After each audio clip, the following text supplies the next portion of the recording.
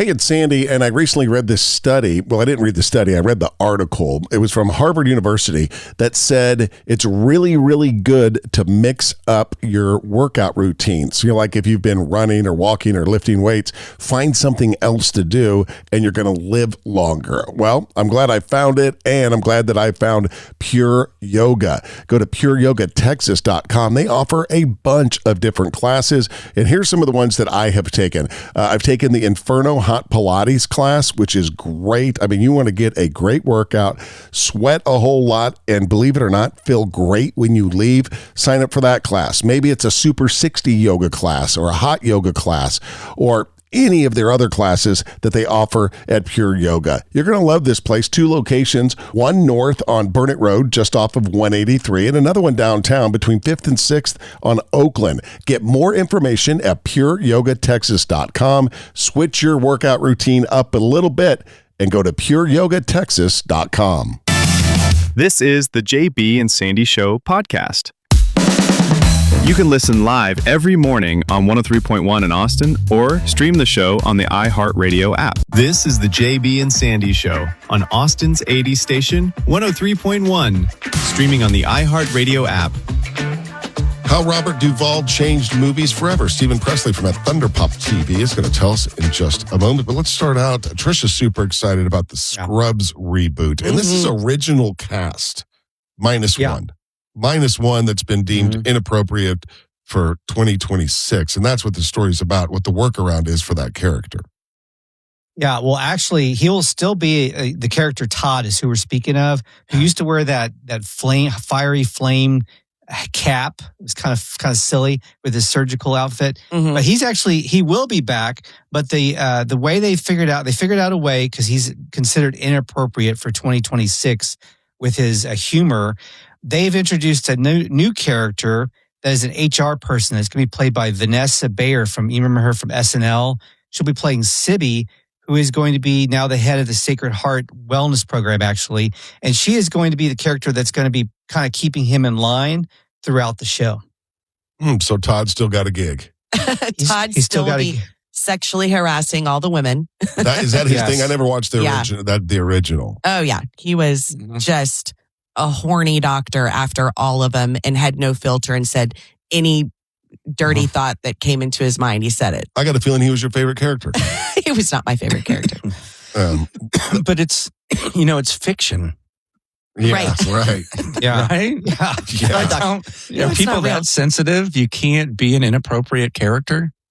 I mean, not in this day and age. Not without being checked, which is, it sounds like what they're doing with this new character. Right? You got to have somebody of higher moral authority or moral value to put them in check. You know, it's.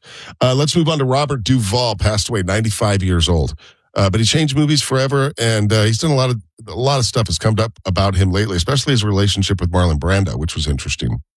Yeah, him and Brando, of course, famously worked together on Godfather. One of the funny stories is that Brando refused to learn his lines during the filming of Godfather, so they had to tape the scripts to Robert Duvall's chest so Brando could read the lines off of Robert Duvall's chest. Wow. There's actually a photo. You can Google it online. There's a photo of this, and I turned it into a video. I actually made a video out of it as a parody of the whole thing. But another thing, a side story, yes, Robert Duvall changed movies just from how he was he learned to not always be the center of the scene, but always elevated the scene, even when he wasn't trying to mug the movies, every scene in the movie.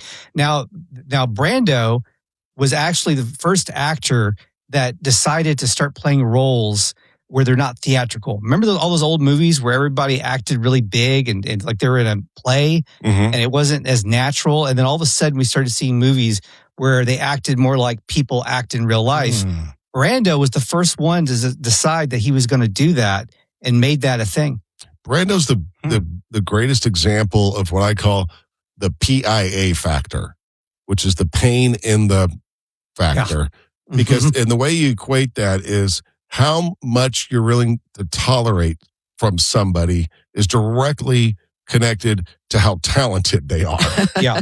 You know what I mean? Like, you'll put up with all of Marlon Brando's nonsense. with his not memorizing lines, with him probably showing up. You'll put up with all of it because he was so talented, taping his lines onto Robert Duvall's chest. All right, it's Brando. We got to do it. Right. So, JB, do you remember the time Robert Duvall called the show?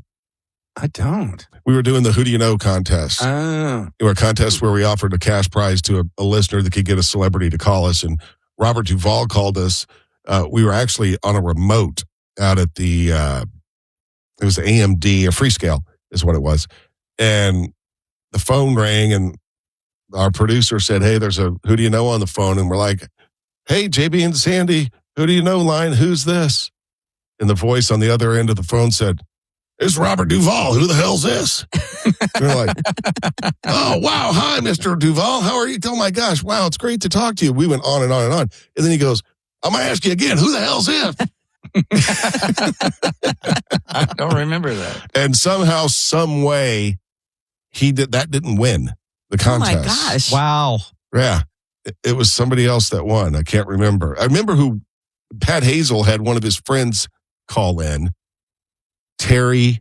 It's funny you can remember Duvall, but you can't remember who apparently was bigger than Duvall to win. Right. Yeah. Yeah, true. He was 95 years old, by the way. Finally, James Van Der Beek got a new movie coming out. Yeah, he had a role that was unreleased, and actually it's going to get a theatrical release in mid-March, March 13th. It's coming out in theaters. It's called The Gates. It actually sounds really compelling. It's a story about a group of young travelers who end up trapped in an exclusive gated community. They get accused of a murder, and then they're trying to solve the murder and get out of the gated community at the same time, escape from it. And James Van Der Beek is going to play a sinister pastor. And there's a trailer that dropped this week. Looks really good. Huh. I saw the trailer, and it's very unusual to see him in that kind of a role. Yeah. Like everybody he's Dawson from Dawson's Creek. Yeah. So, yeah it looked pretty good. The guy next door. Yeah, he always plays the guy next door. Mm-hmm. He's known for being kind of this nice guy that everybody liked. So this movie will get a lot. I think we'll get a lot more attention because of James Van Der Beek's passing. Mm-hmm. Yeah, and everything else that went along that we find out since his passing, which I don't really want to dip into. Right. You know what I mean? With the land purchase and the GoFundMe and I can never speculate what I would do in that situation myself. Exactly. Follow Stephen on social at Thunderpop TV. You'll find him everywhere. We've got more with him coming up, including confirmation of a sequel that will make most girls that grew up in the 80s and 90s really happy. All right, Stephen will tell us all about it coming up. 1031austin.com. Text us 737-301-9600. If you're just checking in, grab the podcast version of the show. Search JB and Sandy on the iHeartRadio app. Stephen Pressley is with us. And you've mentioned this before, that it takes something special to get your dad to the movie theater. But that's something special happened, and it made him go. What are we talking about? Yeah, their list includes PG-rated war movies where people sing and dance. That will That's very specific. That will get him back to the movie theater. There's no violence. A war movie, but no violence. And then there's song and dance, patriotism. Amazing how many sailors knew how to tap dance. You know? Oh, great tap dancers, weren't they? Yeah. And then Clint Eastwood, a Clint Eastwood movie will get him out to the theater. Mm-hmm. And Elvis Presley, if there's something with Elvis, that will get him to the theater. And finally, there's new from either one of them. Yeah, there's not a lot dropping month to month. And then here's another one to add to the list. A good old Kevin James movie. Something else you don't get very often. But this month, Kevin James actually has a movie out. It's called Solo Mio, and it's getting a 98% right now on Rotten Tomatoes. It was released last week. And here's the best way to describe it. And my parents gave it rave reviews. They love it. It's basically Eat, Pray, Love, but with Kevin James. That's random. Can you imagine them pitching that at the studios? They went in there and said, hey, this is Eat, Pray, Love, but with Kevin James. But I can see that. Yeah, he's going on a journey to discover himself. Yeah. Figure out what's you just life think is supposed to be. Paul Blart, though. You know what I mean? Right. Have you seen Kevin James lately? He looks great. He's lost a lot of weight. Yeah. He's bald now. He got his head shaved. Yeah, he shaved his head and he's all fit. I think he was doing some stand-up and stuff. So you guys know everyone has seen the Instagram reels of I just got 3 things to say. God bless our troops, blah, blah, blah. Gentlemen, start your engines. You know, it's Kevin James. Oh, no, I did not know that. Yeah, that's he did that at the Daytona 500 a few years ago. Now everyone has used that. Oh, that's cool. That clip in different videos that people have made.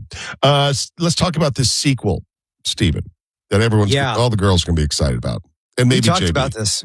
Yeah, maybe if you're a fan of the movie. Yeah, this has been talked about for a long time. It was in developmental HELL. I don't know if you can we say that? Sure. So yeah, sure. Developmental hell. But yeah, it's finally happening. It's been confirmed that Dirty Dance's sequel, this is a direct sequel, a legacy sequel from the original with Jennifer Grey returning as Baby. And they're gonna start filming it this year. It's coming out either in 2027. It could get pushed to 2028, depending on how long they take on it. But it's gonna be the creative team from Crazy Rich Asians is part of it. I love that movie. Also, Hunger Games. Some of the people from Hunger Games, and she said that was the holdup, was getting the right people that could come in and capture some of the magic from the original. I don't know how you capture any of the magic from the original without Patrick Swayze. I think he was the movie. Is Oda Mae going to be in this one? That's a different movie. Oh. That's with Demi Moore when he dies. What is that one? Ghost. Oh, Ghost. Oh. Ghost. Well, they should. That would be funny if she all of a sudden was in Dirty Dancing. They should do the crossover. That's how you get Swayze back. Yeah. Is a Ghost Dirty Dancing crossover. I've always said that. Well, Jennifer Grey doesn't have the cute crooked nose she used to. She doesn't look like the same person. She looks like a completely different person from that one little nose job. That was the source of all her powers. It was. Her nose was, for sure. Could they deep fake that in for the sequel? That would be cool if they did. Right? I mean, they could. So a couple of comments that were funny about this online. One person said, what is it going to be called now? Clean Setting? Another said some fans that were revisiting the original that said, it's not, when you look at it again, it's actually surprisingly dark, the original, with the plot. There's a side story about an abortion. It's been a while since I've seen it. Another person said that Baby definitely needed to be put in the corner. She was way too young for Patrick Swayze at the time. Mm-hmm. Oh. She was much younger than her character was much younger than him. Dirty Patrick Swayze. Dirty. Yeah. I want to know that whole setting that they were at in the Adirondacks It's mountains, a real place. Oh, I know, but I mean, as a teenager, I can't think of anything worse to do with my parents than go to a camp like that. It would just be awful. But in that time period, that was what people did. Yeah. So I wonder if her annoying sister will be back. Oh gosh, I don't know. But they're not revealing the plot yet, right? Stephen, hasn't been announced what the story is going to be, or if it is even going to be at Kellerman's again. Kellerman's, you know the name. Oh yeah, I think that's a fan there. That's a super fan. I think they're going to go back to the setting of the original movie, although they made a documentary about it years back on Netflix, and it doesn't look the same, so they're going to have to redo it somehow. It's supposed to take place in the early 2000s. So also wondering how that's the nostalgia of the 2000s, is it going to have the same charm that the 60s did? I'm skeptical. Tricia the Skeptic. It's one of my favorite Stephen movies. Pressley. Follow him on social at ThunderPop TV. 1031austin.com.